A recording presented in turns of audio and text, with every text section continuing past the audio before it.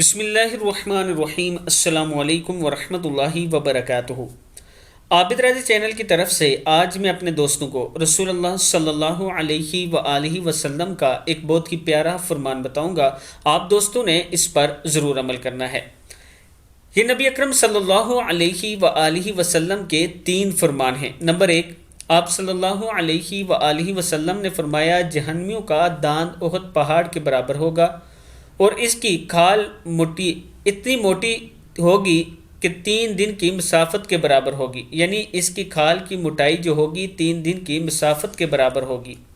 Number 2، نبی اکرم صلی اللہ علیہ وآلہ وسلم نے فرمایا تکبر کرنے والوں کو چونٹیوں کی مانند اٹھایا جائے گا، ان پر ذلت ہر طرف سے چھائی رہے گی۔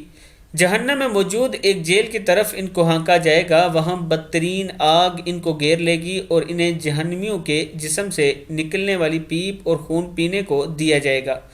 اور تیسرے نمبر پہ رسول اللہ صلی اللہ علیہ وآلہ وسلم نے ارشاد فرمایا میری امت کے بعض جہنمیوں کو اتنا بڑا کر دیا جائے گا وہ جہنم کا ایک کونا ہوگا۔